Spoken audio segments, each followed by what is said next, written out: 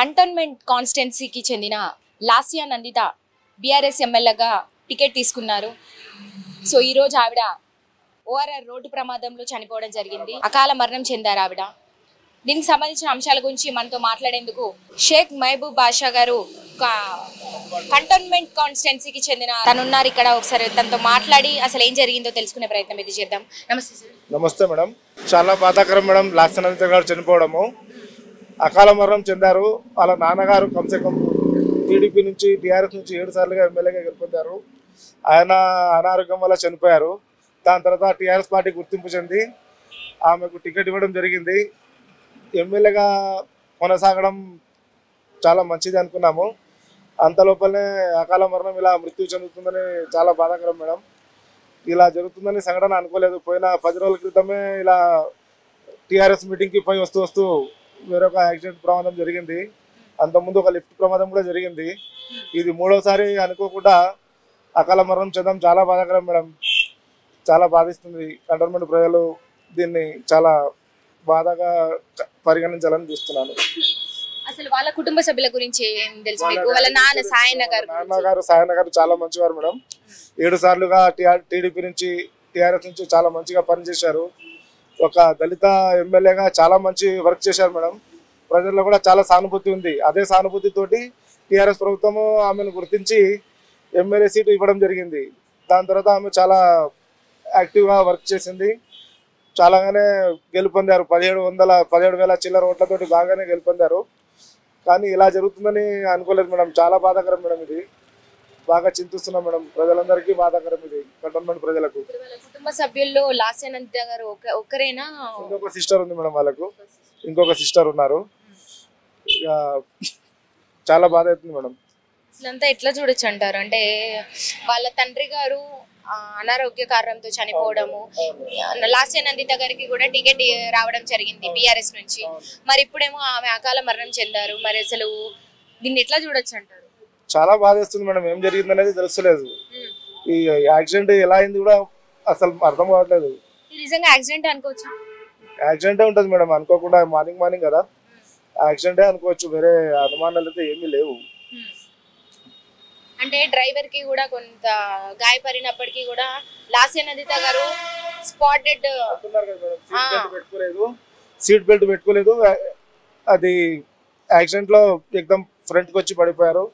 తలకు గాయాలైనాయి. చాలా ఇదిగా జరిగిందని బాధపడుతున్నాం మేము. ఇట్లా అసలు వాళ్ళ నాన్నగారు ఉన్నప్పుడు కూడా ఇట్లా పాలన ఎట్లా చేస్తారు? ఆయనకి ఏమన్నా రిమార్క్స్ ఉన్నాయా, లేకపోతే మంచి పేరు? వీళ్ళు పిల్లలు అమ్మాయిలు కదా, ముందుకు రాలేకపోయారు అప్పట్లో. కాకపోతే వాళ్ళ డాడీతో పాటు బాగానే ప్రజలతో అందరితో సన్నిహితంగా బాగానే చూసుకునేవారు.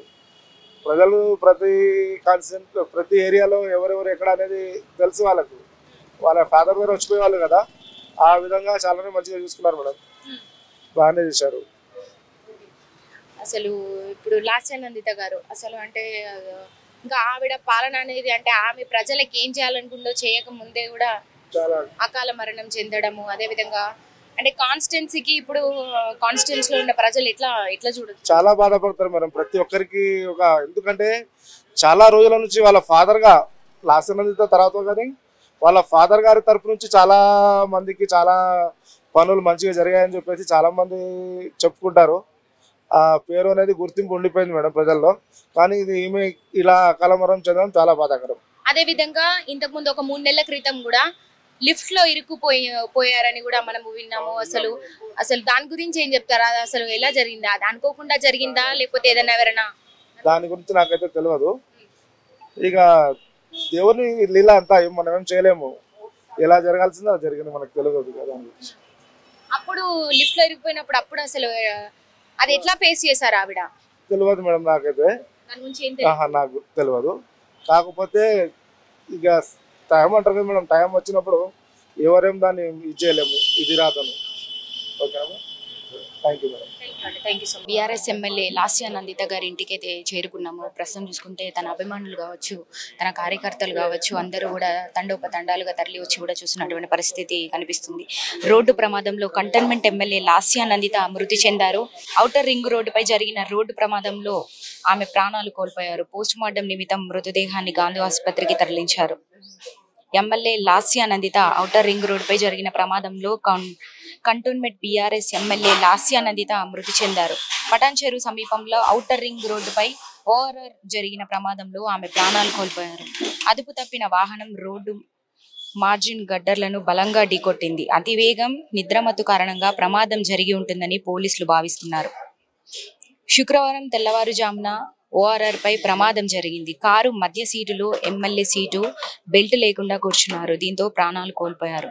తొలుత పటాన్చెరు ఆమెద ఆసుపత్రికి మృతదేహాన్ని తరలించారు. అక్కడి నుంచి గాంధీ ఆసుపత్రికి పోస్ట్ మార్టం కోసం తరలించారు.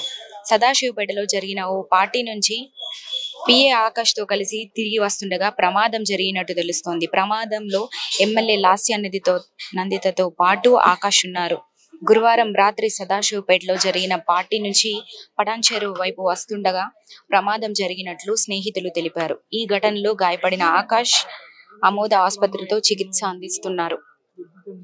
లాస్యా నందిత ఎక్కడి నుంచి తిరిగి వస్తున్నారనే దానిపై స్పష్టత కొరవపడింది. బాసర నుంచి తిరిగి వస్తున్నారని కుటుంబ సభ్యులు చెబుతుండగా సన్నిహితులు మాత్రం సదాశివపేట నుంచి వస్తున్నట్లు తెలిపారు. ప్రమాదంలో గాయపడిన ఆకాష్ ఎమ్మెల్యే పిఏ డ్రైవర్ గా పనిచేస్తున్నట్లు చెబుతున్నారు. ఇటీవల కానిస్టేబుల్ పరీక్షల్లో ఆకాష్ ఎంపికైనట్లు చెబుతున్నారు. నల్గొండలో జరిగిన రోడ్డు ప్రమాదం సమయంలో కూడా ఆకాష్ వాహనం నడుపుతున్నట్లు గుర్తించారు. లాస్యా నందిత మృతిపై బీఆర్ఎస్ పార్టీ అధ్యక్షుడు కేసీఆర్ దిగ్భ్రాంతి వ్యక్తపరిచారు. సీఎం రేవంత్ రెడ్డి లాస్యా నందిత కుటుంబానికి సంతాపం తెలిపారు. పటాన్చెరు సమీపంలో సుల్తాన్పూర్ సమీపంలో రోడ్డు రైలింగ్ ను XL6 వాహనం ఢీకొట్టింది. సుల్తాన్పూర్ ఓఆర్ఆర్ ఎగ్జిట్ సమీపంలో మేడ్చల్ వెళ్లే పాయింట్ ఉంటుంది. ఆ ప్రాంతంలో ప్రమాదం జరిగింది. ఈ ఘటనలో స్పాట్ లోనే ఆమె ప్రాణాలు కోల్పోయారు. ఘటన జరిగిన సమయంలో ఆ మార్గంలో ప్రయాణిస్తున్న వారు పోలీసులకు సమాచారం ఇచ్చారు. ఆసుపత్రికి తరలించిన తర్వాత క్షతగాత్రుల ఎమ్మెల్యేగా పోలీసులకు సమాచారం ఇచ్చారు. సికింద్రాబాద్ కంటోన్మెంట్ నియోజకవర్గ బీఆర్ఎస్ ఎమ్మెల్యే సాయన్న గత ఏడాది అనారోగ్యంతో మృతి చెందడంతో ఆయన కుమార్తె గత ఎన్నికల్లో బీఆర్ఎస్ తరపున పోటీ చేసే అవకాశం ఇచ్చారు. ఆ ఎన్నికల్లో ఆమె విజయం సాధించారు. అంతకు ముందు కార్పొరేట్ గా పనిచేశారు. గత ఏడాది ఫిబ్రవరి 19న ఎమ్మెల్యే సాయన్న మృతి చెందారు. ఆయనపై అభిమానంతో అభిమానులు సాయన్న కుమార్తెను అసెంబ్లీ ఎన్నికల్లో గెలిపించారు. 2 రోజుల క్రితం సాయన్న ప్రథమ వర్ధంతి నిర్వహించారు. ఇంతలోనే లాస్యా నందిత మృతి చెందడంపై అందరినీ విషాదంలో నింపింది. గత ఏడాది తెలంగాణ అసెంబ్లీ ఎన్నికల్లో కంటోన్మెంట్ హోరాహోరీగా ఎన్నికలు జరిగాయి. కంటోన్మెంట్ స్థానంలో గద్దర్ కుమార్ వెన్నెల కాంగ్రెస్ తరపున పోటీ చేశారు. ఈ ఎన్నికల్లో బీఆర్ఎస్ అభ్యర్థిగా పోటీ చేసిన లాస్యా నందిత విజయం సాధించారు. లాస్యా నందిత ఎమ్మెల్యేగా ఎన్నికైన తర్వాత వరుస ప్రమాదాలు జరిగాయి. ఫిబ్రవరి 13న నల్గొండ సమీపంలో ప్రయాణించిన వాహనం రోడ్డు ప్రమాదానికి గురైంది.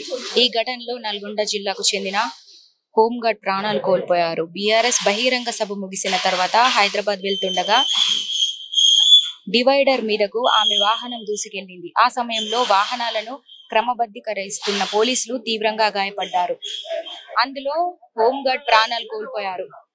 నల్గొండ రోడ్డు ప్రమాదం తర్వాత లాస్యా నందిత కొత్త కారును కొనుగోలు చేశారని చెబుతున్నారు. ఆ కారులో ప్రయాణిస్తుండగా ఔటర్ రింగ్ రోడ్డుపై జరిగిన ప్రమాదంలో ఆమె ప్రాణాలు కోల్పోయారు.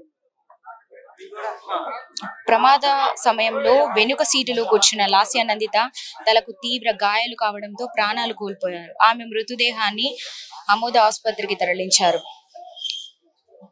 తొలిసారి ఎమ్మెల్యేగా ఎన్నికైన వెంటనే లాస్యా నందితను ప్రమాదాలు వెంటాడాయి. డిసెంబర్ 24న బోయిన్పల్లిలో ఆమె ఓ లిఫ్ట్ లో చిక్కుకుపోయారు. బోయిన్పల్లిలోని విఆర్ హాస్పిటల్ వార్షికోత్సవ వేడుకలకు ఎమ్మెల్యే లాస్యా నందిత ముఖ్య అతిథిగా హాజరయ్యారు. కార్యక్రమం ముగించుకుని తిరిగి వెళ్తున్న క్రమంలో ఎమ్మెల్యే ఎక్కిన లిఫ్ట్ ట్రబుల్ ఇచ్చింది. లిఫ్ట్ లో ఎక్కువ మంది ఎక్కడంతో కాసేపటి వరకు లిఫ్ట్ డోర్ తెరుచుకోలేదు. దీంతో లిఫ్ట్ లోపల ఉన్న ఎమ్మెల్యే లాస్యా నందితతో పాటు పలువురు ఆందోళన చెందారు. సమాచారం అందుకున్న హాస్పిటల్ సిబ్బంది లిఫ్ట్ డోర్ ను బద్దలు కొట్టి ఎమ్మెల్యే లాస్యా నందితతో పాటు మిగతా వారిని సురక్షితంగా బయటకు తెచ్చారు. అదృష్టవశాత్తు ఎవరికి ఎలాంటి ప్రమాదం జరగకపోవడంతో అంతా ఊపిరి పీల్చుకున్నారు. ఆ తర్వాత నల్గొండలో ఆమె కారు ప్రమాదానికి గురైంది. మూడోసారి ఏకంగా ప్రాణాలు కోల్పోవడంతో స్థానికంగా విషాదం నెలకొంది. కంటోన్మెంట్ నుండి 6 సార్లు ఎమ్మెల్యేగా గెలిచిన సాయన్న కూతురైన నందిత గత ఏడాది జరిగిన అసెంబ్లీ ఎన్నికల్లో మొట్టమొదటిసారి ఎన్నికల్లో పోటీ చేసి ఘన విజయం సాధించారు. రోడ్డు ప్రమాదంలో మృతి చెందిన నందిత శవాన్ని పోలీసులు పటాన్ చెరు ప్రభుత్వ ఆసుపత్రికి తరలించారు.